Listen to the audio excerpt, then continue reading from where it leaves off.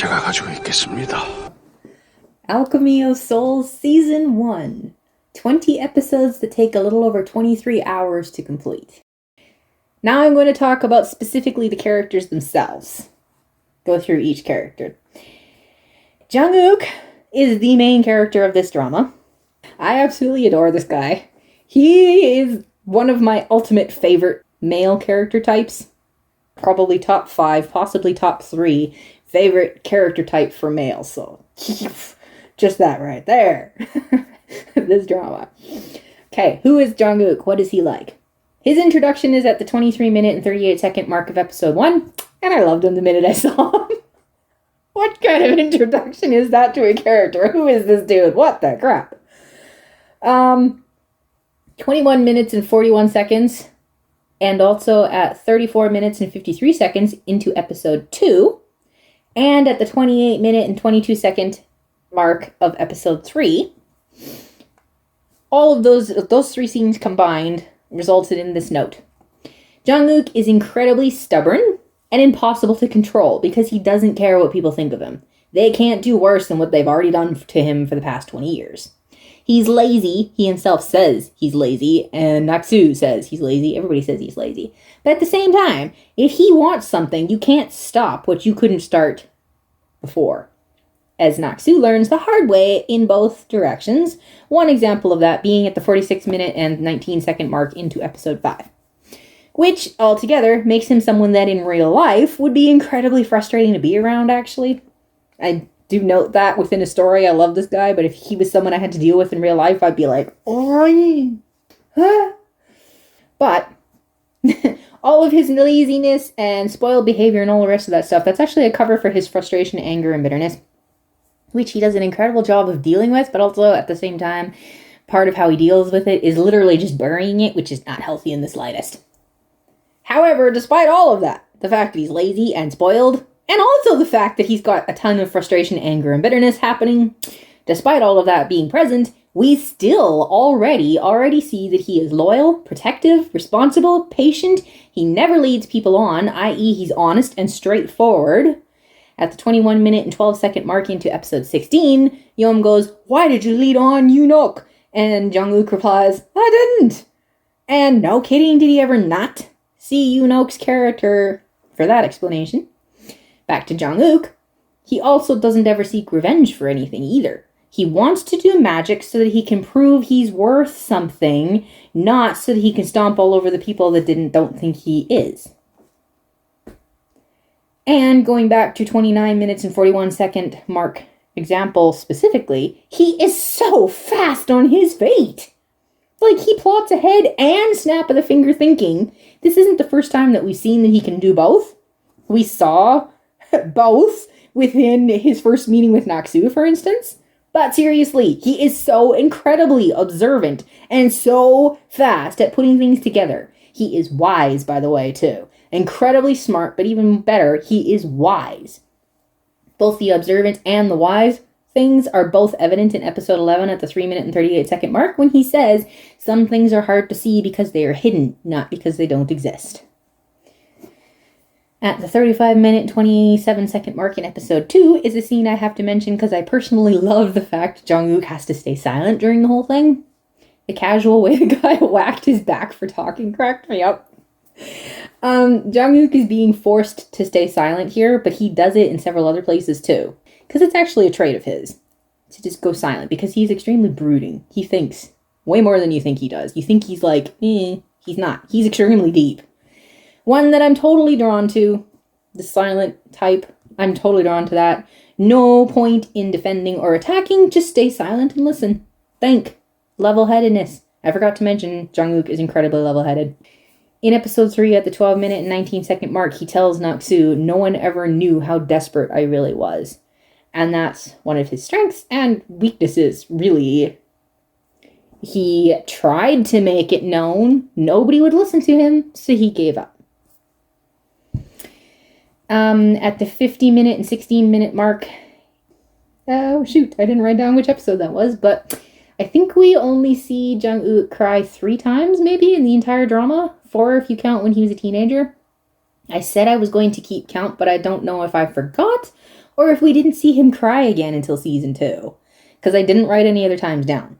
Regardless, all I can say every single time he cries is ouch. Just ouch. Here's where he's told, stay a clueless young master and we will continue to take care of you. And at the 43 minute and 53 second mark in episode 12, he says, I was told to stay still my whole life. And these two things combined, we see that while Nak-Soo clearly doesn't know him well enough yet to understand what's really happening, we are given the answer to why he is like this. Like the whole laziness and all the rest of the stuff. These are the answers to why he's like that. He gave up. Nobody would listen, so he gave up. Episode 6, 21 minutes and 50 seconds. Have I ever listened to anyone? Tell him I'm doing the very opposite and being reckless. And at the 50 minute and 57 second mark in episode 6, I wrote, Jang Uk is a master at this. He does it all the time, not just with Nak-Soo. The turnaround where people try to back him into a corner of some kind and he flips the whole thing upside down. Nak-Soo says, if that's the case, will you get married? And he grins and says, what do you think? Should I? Can I? He doesn't get riled up about things that people usually get riled up about. It's the small stuff. Why would it bother him? And in the end, he ends up with so much more information than the other side gets. Episode 7, at the 52 minute and 48 second mark, Jinmu says, I see you still have the binding bracelet on you. And Jang Uk goes, yep, and walks away. And Jinmu's, I see he's still as impudent as ever. Okay, moving past him to Nak-Soo. She has 4 different names, like I said, in this drama, but like I said, for simplicity's sake, I just call her Nak-Soo regardless. It's way more simple when I'm talking about the drama and trying to explain it. It's way more simple to call her Nak-Soo, because Mudok is not really her name. That's somebody else's name. That's not her name. She was called it throughout the first season, but that's one character I forgot to write anything about, was the original Mudok. I didn't write anything about her. I probably should have, but I didn't. We'll see if I can think of something to say. But anyway, if I did talk about her at all, which in season 2 maybe I will, calling them both Mudok is way too confusing, so I just call her Nak-Soo at all times. Episode 2 at the 1 hour, 3 minute, and 28 second mark, and episode 3 at the 22 minute and 47 second mark, as well as at 36 minutes and 51 second marks. All of these together, just some examples of how Nak-Soo is such a feisty, fiery, independent person that also has quite a bit of patience and level-headed life experience.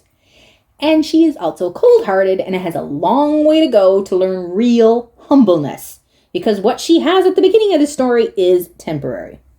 It would have disappeared the minute she got her power back. But that's one of the biggest reasons that I do love her so much. The fact that by the end of the story, spoiler reaching into season 2 here, she is powerful and she is humble. Humbleness that allows kindness, gentleness, love, and true respect for the people around her and the positions they hold in her life, but that still keeps alive her feisty, fiery, independent personality. So often in dramas, like that was literally to show you like what I'm trying to say in A Journey to Love. That was one of my biggest problems with the main female character in that one. She had grown up with this kind of attitude and she needed to break away from that, and she was breaking away from that, or so I thought. But in the end, she was the same type of person, just for the opposite reasons. Like, it was terrible. I was starting to like her because there was so much communication and it was so awesome what was happening between her and the main guy. There was so much communication and they were both growing and she was coming alive and she was like breaking out of that assassin world and becoming a human being. But by the end of the drama, there was no love and respect for him. She was trampling all over him. Now, anything he tried to tell her, any kind of advice he tried to give her, any suggestions he tried to say, literally anything he tried to do with her was him controlling her. He had to back off and stay utterly silent. That is not how it works in a relationship between a man and a woman. If you are in a relationship, that is not how a healthy relationship works. It's disgusting, and it made me so mad, and it's part of what completely destroyed that drama. Whereas in this one, it's the exact opposite. She learns how to be a human being and to treat other people like human beings. She learns to love and respect, especially Jang Uk. her relationship with him. She learns to actually love and respect him and depend on him for the things she should be depending on her husband for. And yet she still keeps alive her own feisty personality. It's not like she becomes some weird little puppet or something, or an obedient dog or anything like that. That doesn't happen in this drama, and I love it. That's why I can love Naksu. Not as much as Jang Uk, I admit, but I do really like Naksu. And speaking of which, I can't believe that my video for her, my Storm Chaser music video, has gotten so few views. Literally none of my music videos have had that few views since the first one that blew up. I do not understand what's happening with that video. I do not understand why nobody's watching it. I am so confused. I've never been more confused in my life. Anyway, moving on with this. 51 minutes and 56 seconds into crap. Why did I not write the episode there? Oh, right, because when I mentioned that Jang Uk is really good at turning around and getting information from all that stuff in episode 6, following right after that, at 51 and 56, we see Naksu can actually do this too. Especially specifically to Jang Uk, leaving him confused and in need of growth to find more answers. That's what really is the kicker. How they do this to each other, and the fact that neither one of them ends up like, they use that in order to grow. It's a challenge she creates for both herself and for him. When she gets serious, things get serious. Same with him. Like, they are so good at challenging each other in all of the right ways. Challenging each other in ways that make each other grow. And, like, they get better and better at it as it goes. The more they know each other, the more they know how to do it the correct way. Like, we see Naksu doing it all wrong in several places. And she doesn't have a clue what she's doing wrong. And what she's doing wrong is that she really doesn't know Jang Uk. This isn't going to work for him because you're not, like... She's ignoring things that need to be addressed with him because she doesn't know about them, because she's not thinking of him. She's thinking of, this is what I want to have happen. Why won't you do it? I mean, that's the problem. She doesn't ask why. She just says, do it. When she slows down and starts asking why, that's when things actually start moving, because they actually start talking. At 53 minutes and 51 seconds into episode 10, we have an example of how matter-of-fact, easy, and comfortably confident Naksu is. Because 1, her personality, and 2, her relationship with Go-On. Go-On says, go back to what you're doing. And she's like, okay. Oh, wait, nobody else is. Let's sigh. Go back to bowing. And to the entire competition, by the way, her resolve to do it again is an example of how much strength and independence she has, even while accepting help from others when she knows she needs it. She won't give up. She won't back down. She has goals that she wants to accomplish, and she is going to work hard with her own 2 hands and feet, no matter how backbreaking, literally, the journey might be.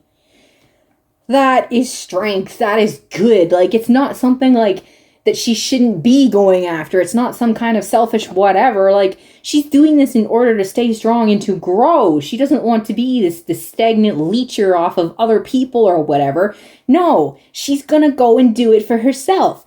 This is what she wants to do. She's not gonna cheat her way. She's not gonna whatever her way. She is gonna use her own 2 hands and feet, and she is gonna do it. It is, this is why I love Naksu. And, by the way, her expression at 50-minute and 36-second mark into episode 17 perfectly sums up my own reaction all through the 49-minute and 12-second starting scene there. But we might get back to that later. Moving on to Go-On, the prince, the crown prince. He's not the only prince. The guy had a lot of other sons, but you don't see anybody but Go-On. He's the only prince you see. In episode 2, at the 41-minute and 47-second mark, is his technical introduction. It is so random that I completely forgot that's how he was introduced. Episode 3, at the 1 hour and 3-minute mark and 18-second, is when we see him again. And the 1 hour and 4-minute and 15-second mark is when I wrote in my notes, finally, there he is! And yes, when I say love him to hate him to everybody else, these are my favorite characters. Jang Uk, Naksu, Go-On, Kim, Jewel. These are my favorite characters. Episode 4, at the 19-minute 48-second mark, is when Go-On actually meets Jang Uk for the first time. And thanks to Jin Moo, I think, Go-On is already poisoned in his thinking. But the weird thing is, as serious as Go On seemed to be about what he almost did at the 27 minute and 33 second mark, I actually completely forgot that he almost did that. I think even while I was watching it the first time around, I forgot that he went that far there. Because as I wrote about him the first time I watched the drama, he confused me. He is truly a fascinating character that I still don't think I've really put my finger on, despite rewatching this drama and taking so many notes. At this point, while rewatching, I wrote, he definitely changes a lot through this drama. He, like Jang Uk, is actually way chiller, or is the right word lazy, than you'd think until his temper flares. But what really makes his temper flare? At the 43 minute and 56 second mark in episode 9, Go On says, I hate Jang Uk so much it's gut-wrenching. But because he is so good at hiding his pettiness, it's hard to believe/remember that fact, and I'm left howling in outrage that he goes as far as he does for as long as he does, being used by Jinmoo and protecting Jinmoo instead of stopping him. And it's all because he hates Jang Uk. And I keep forgetting how much he hates Jang Uk because he doesn't act like he hates Jang Uk. And then at the 18 minute and 22 second mark into episode 16, Go On finally says, I will not be foolish like my father and live under constant fear. But that's basically what he's doing. He lets his anger control him for quite a while, like near the end of season 1 and for a lot of season 2 especially, which is no better than fear controlling him. And when you get down to it, they might actually be the same thing anyway. He's afraid of losing the throne the same way his dad is. When he lets Jinmoo get away with anything, it's because his throne is being threatened as taken away from him. He doesn't want Jang Uk to have it, and Jang Uk might take it. So he lets Jinmoo get away with stuff in order to stop Jang Uk. Go on. How is this not fair controlling you? At the very least, Jang Uk, because he still for some reason hates him, why? It kind of makes sense, but it also something that's kind of not exactly explained. Why his level of hatred for Jang Uk is that high? I mean, some of it is because of Naksu. Because Go On likes Naksu. Like, he likes Mudok. He doesn't know it's Naksu. But his hatred started before he even met Mudok or liked Mudok. So I'm like, why was it that high from the get-go? I don't quite understand. And again, all I can say, as a guess, is that it's all jealousy and fear. Really. So he says he won't be like his dad, and yet he is for a lot of the story. See, the 1 hour and 21 minute and 30 second mark of episode 19 is for the proof for that.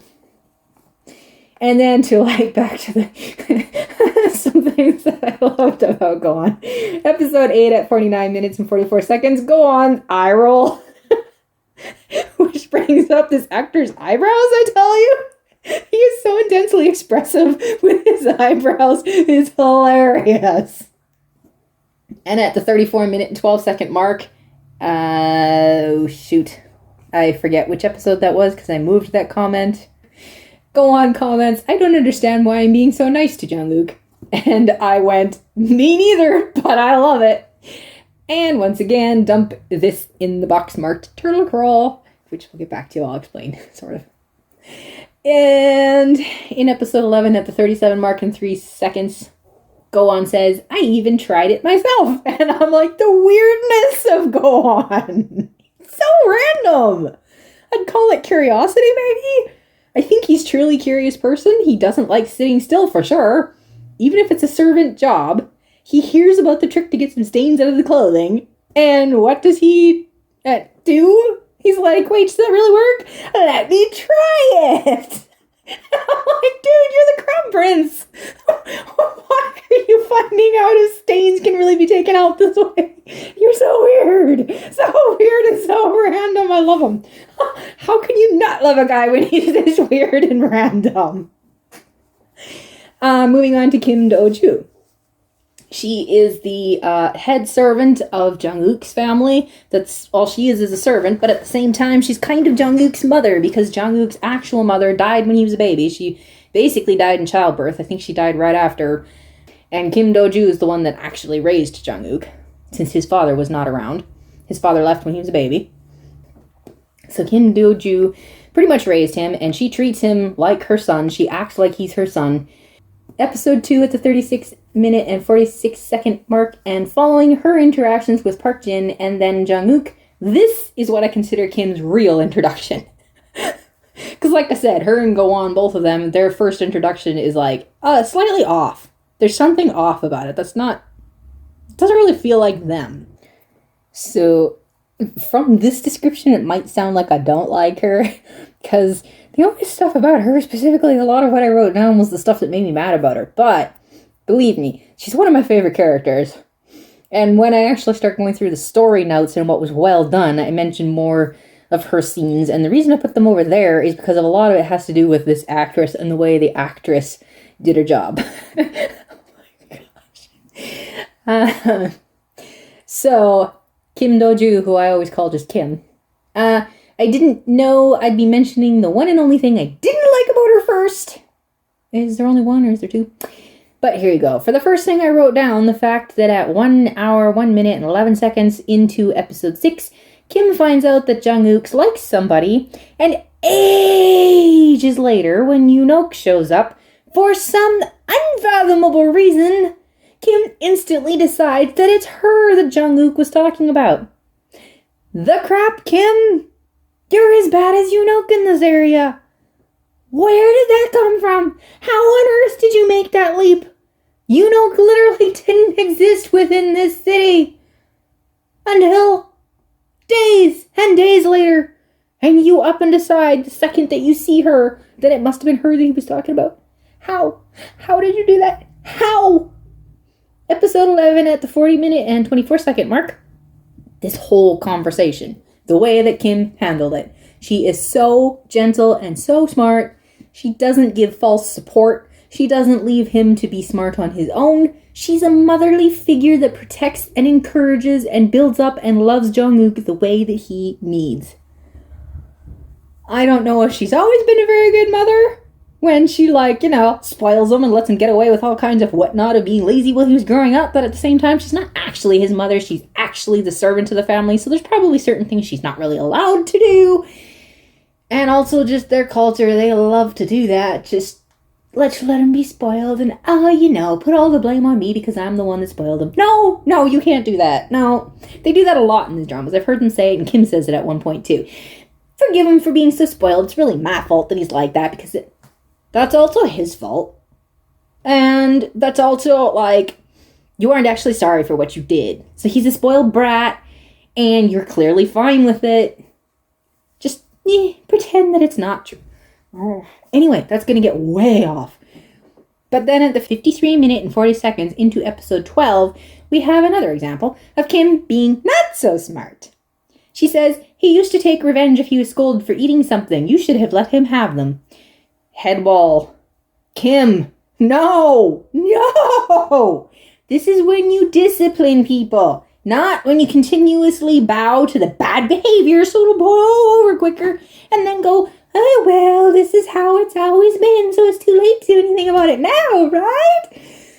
Wow, this kind of thinking. Wow, I see this way too often, too. Kim. And that's kind of all I wrote for her character here. Her character just...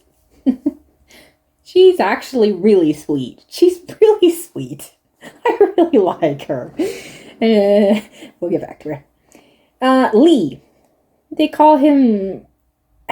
English translations. He's only marked down as Master Lee. I have no idea what the rest of his name is. Lee is his surname, I'm assuming. I have no idea what his given name is. Because they call him... they have... I forget what the Korean word is. What they call their masters. Sungsimnin? Or something like that. I can't remember what it is.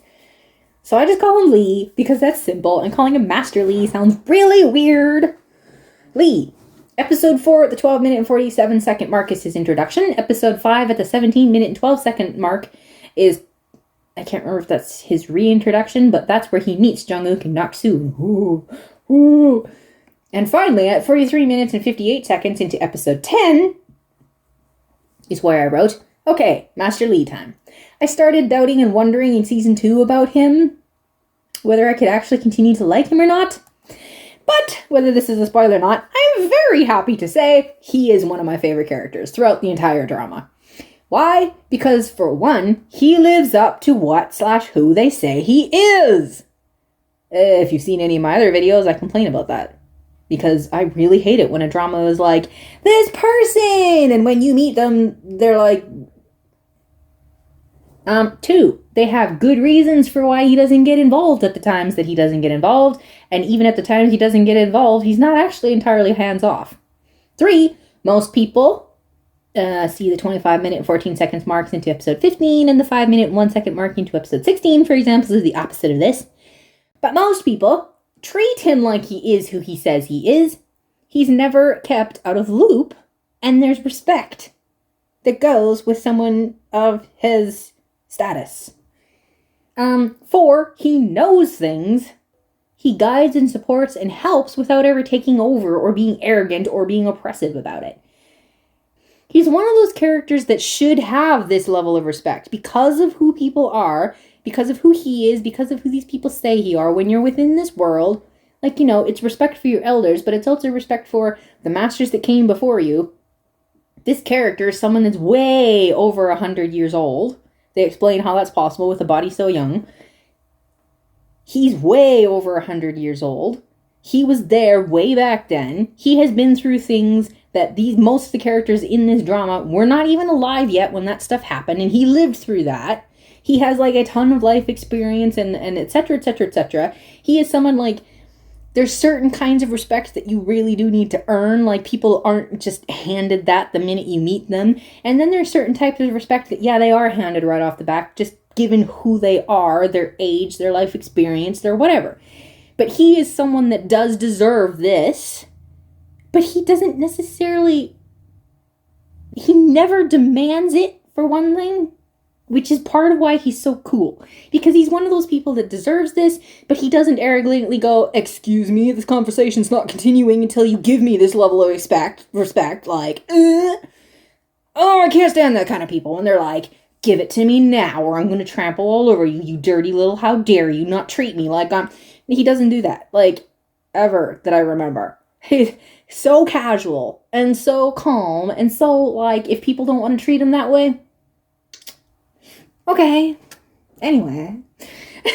And that's part of, I think, one of the biggest reasons that I love him so much, is that he's not like that. He guides and supports and he helps without ever taking over or being arrogant or oppressive about it. He's not actually Jang Uk's teacher, and yet because he likes him, and Naksu, he helps him so much. At 44 minutes and 28 seconds into episode 10, I believe, he says, you can read it by training your concentration skills, but try think of another way since I told you it was a love letter. How does a love letter begin? And that's all he says before he walks away, because that's all Jang Uk needs. Moving on to Park Jin. Park Jin is the leader of Songrim. I personally was a little confused by how this place works. They said the country... it's like each little sect has a section of the city or something. I honestly got a little confused by the names, where the people are, and who. But anyway, he's the leader of Songrim. In episode 7, at 47 minutes and 14 seconds, Park Jin says, I cannot lie and act like everything is fine, which says a ton about his character. For me, his denseness when it comes to Kim went on a little too long, and all the stupidity in season 2 was a little much. And we'll get back to that when I talk about season 2. Though for once it literally actually made perfect sense why that was happening in season 2, the bad cook, but he keeps doing it, etc. But really, especially because of how he proves it at the 34 minute and 6 seconds marks into episode 10 of season 2, and his scenes following that, that was when everything really hit me. His character is actually pretty amazing. He carries a lot on his shoulders taking care of Songrim and Jang Uk. He cares so much and is actually a lot stronger than he seems on the surface. He is a very emotional person, but because of his responsibilities, even when he hesitates and fights with the desire to let that take over, he doesn't let it take over. Also, he goes silent more than Jang Uk does, possibly. There are so many times when he knows full well that talking isn't going to accomplish anything, So instead of adding fuel to the fire and making the fire even bigger, he simply goes quiet. What really had me growling at Park Jin, though, was the typical mistake I've seen happen in a lot of dramas. And it's showcased at 56 minutes and 54 seconds into episode 12 and 7 minutes and 34 seconds into episode 14. And that is the fact that Park Jin stubbornly sticks to the same plan of suppressing and excluding Jang Uk from everything in order to keep him safe, even when it becomes increasingly clear that that course of action is not going to work anymore. And that much, much wiser choice would be to do what he should have done from the beginning, which is to guide Jang Uk along the right path. Especially now that he is Jang Uk's teacher. Even if now at this point Jang Uk is a full-grown man, not a child, it is not your job to stand back and be hands-off and wait and see what he does. A parent and a teacher, it is your job to encourage, to guide, to give advice, to teach. Your job is to teach your kid/student. Do something, Park Jin. Stop holding a sword over his neck and waiting to see if he can get out of it. The crap you people that have this attitude. Okay, Jewel and Unik. And Unik. For the third time, let me try this again. Jewel and Unik. Jewel is a side character that I probably shouldn't give a separate slot to, but I'm doing it anyway. She was cute and comfortable, for lack of a better word. Comfortable to be around. Not arrogant, not nosy, not loud, not awkward. She was helpful. She was funny. She was cute. I liked her. See the 1 hour and 22 minute and 55 second mark as an example in episode 20. As one of the many examples why I loved her so much. So cute. And then Unik O. And in the same way, Unik O is also a side character, but he's cute, for a lack of a better word. The way he interacts with Go On and with everybody else. He's one of the nicest, friendliest, least arrogant eunuchs I have ever seen. His little smile whenever Go On talks the way he does about the stains getting out of clothing and all that stuff, but for instance, even though Go On never mentions that it was O that taught him that. But O was okay with not getting the credit. And his whole reaction at the 45 minute and 52 second mark in, I don't know what episode because I forgot to write what episode, but when he's searching for the egg. Okay, and now sadly we have to move to the characters that I hated. So Yul, Park Dong-gu, Jin Choo-yeon, and Heo Yoon-ok. Fail. All four massive, massive failures. I did not realize how massive until season 2 came around, because season 2 literally destroyed any good that season 1 had built up. And I'm not joking. And I'm not exaggerating. But I ended up hating all four of these characters so much, I sincerely wish they weren't in this story. I'm so mad. Now, 1 by 2 by 1, let's go through why. And as typical, I'm getting a little explosive in here.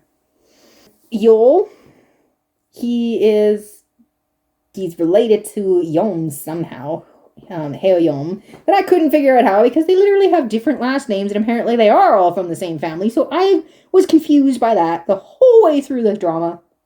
I don't understand how Heo and Seo are related. Somehow they are from the same family. Blood related. I don't get it. Someone explain if you know. Anyway, his whole family is in the Seo Fortress, which is apparently like, what did they say, like 3 days away or something like that, journey to get there. But he's here training. The problem is, I have zero interest in Yul and Naksu, because while that's a sad backstory that lends tools to the present story, it actually backfires in my opinion, because the scriptwriters milked it so dry it was powdery dust within 2 episodes, but they kept on milking it for 28 more. And Yul ends up entirely 2D because of it.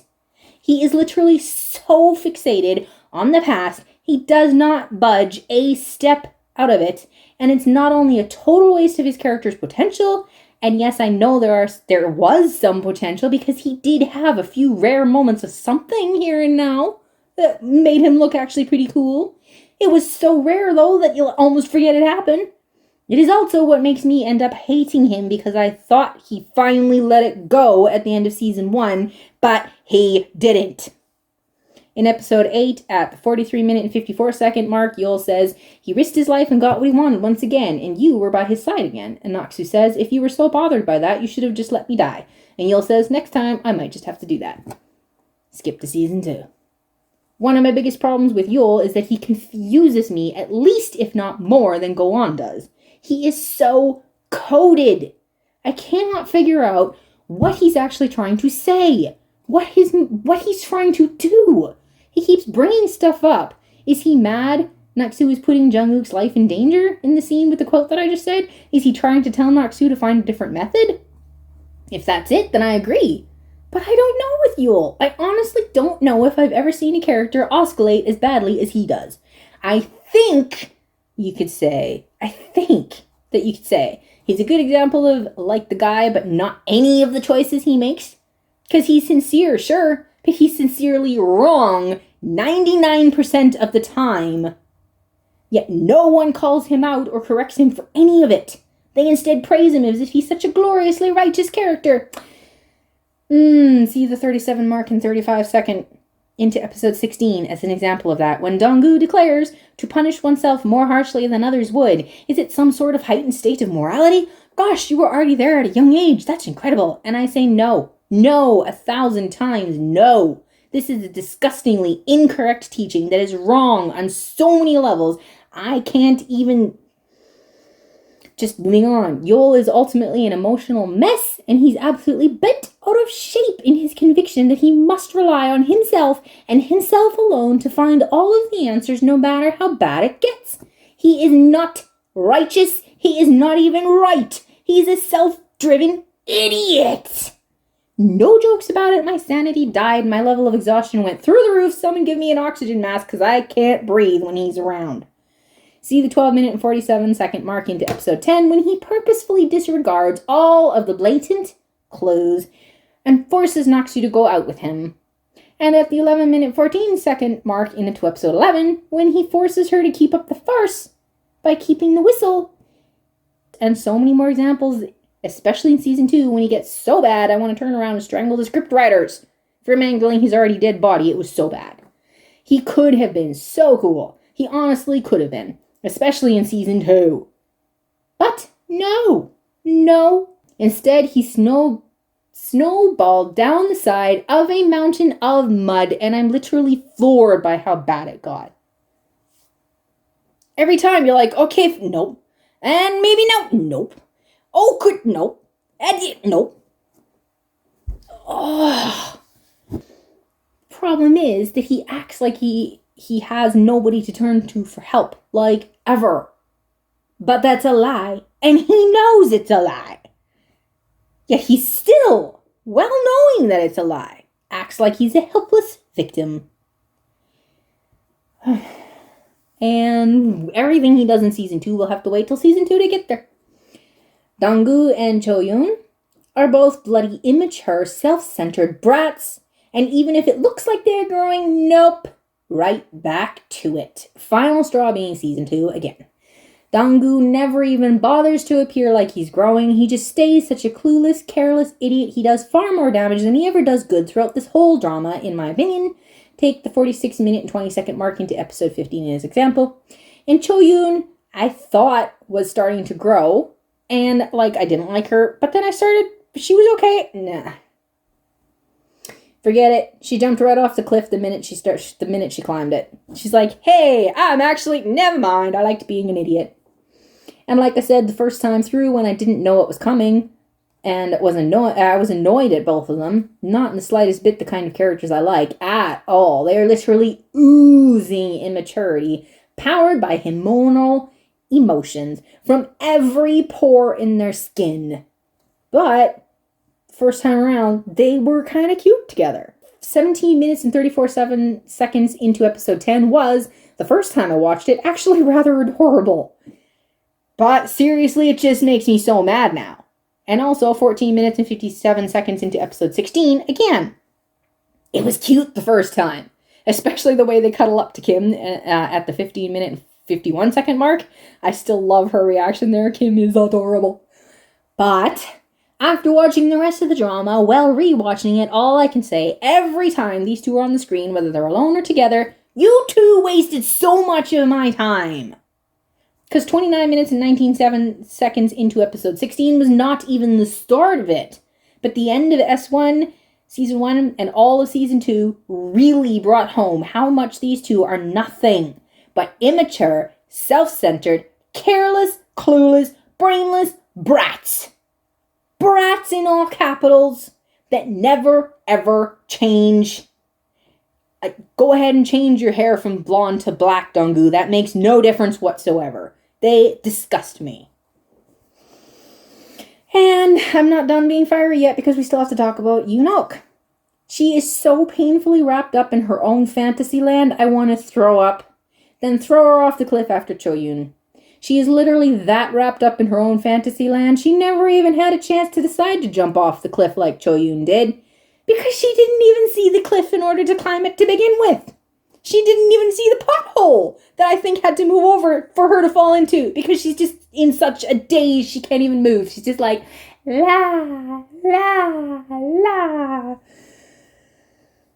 Absolutely nothing. She's got absolutely nothing. She's the most airheaded queen of her own Fantasyland kingdom ever. 17 minutes and 5 seconds into episode 8 is where Jang Uk and Suni are introduced, and I hate the whole scene. Because it shows off both of their characters and literally nothing about them changes. I didn't hate Jang Uk at first. I just shuddered and shivered and wrapped myself up in a blanket to get away from her. Because she is so wrapped up in herself. It's unbelievable how blind she is to the real world, even when it's slapping her in the face. And this scene proves it. I understand how mistakes like that can happen, but by the time she steps forward to confront Jang Uk, he was headed in a different direction, hand on sword like he's about to pull it out, and he was clearly not behind her anymore. Considering she asked him to move so that she can go back in front of him again. This is when she chose to accuse him of following her.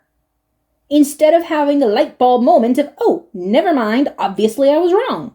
And I wrote notes on every scene after this to point out all the blatantly obvious actions and words that she is blind and deaf to.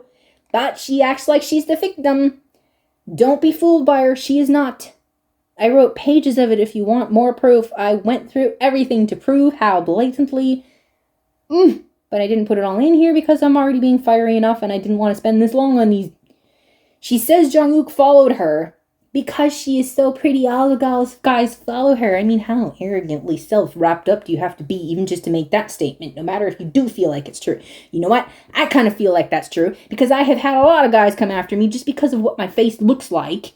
And it's rather irritating and frustrating and annoying. But you know, I'm not so arrogant to think that literally every man on the planet that happens to glance on me is only caring about my beautiful looks because I'm so pretty. Everybody just... But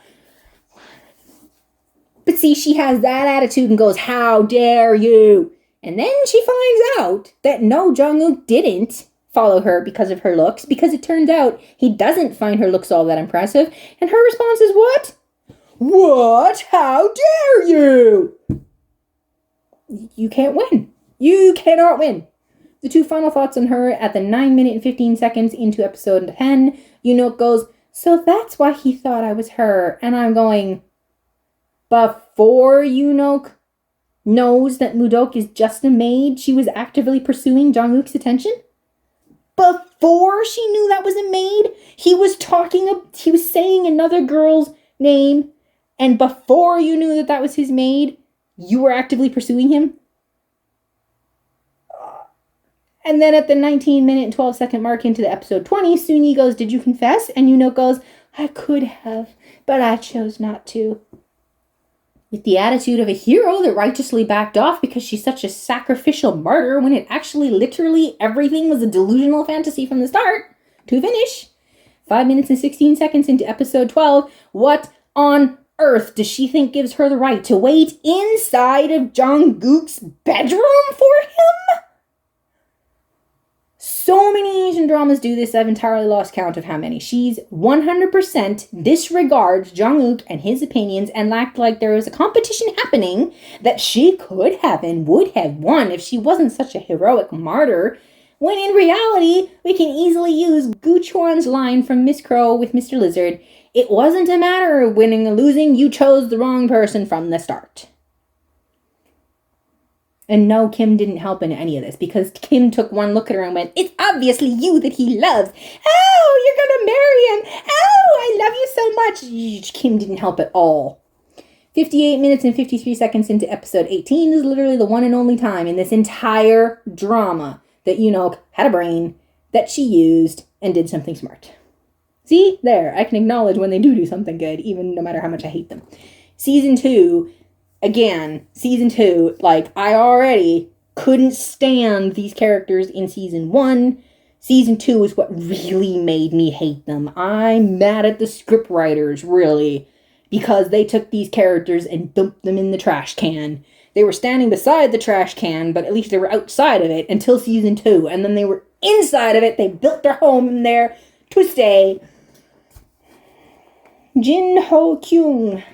There's a lot of characters in this drama. This is taking a long time. Episode 7 at 54 minutes and 36 seconds inspired me to say, I guess I'll say it here. Jin is, how do I put this gently? Some women in real life, I do believe, get like this.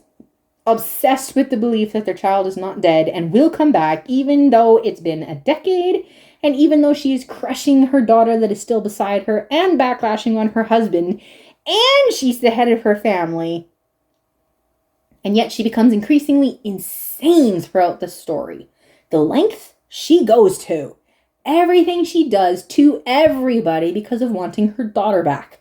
Even before it's a guarantee that she will be found. And to rely on someone she hates to the point of giving him everything she gives him.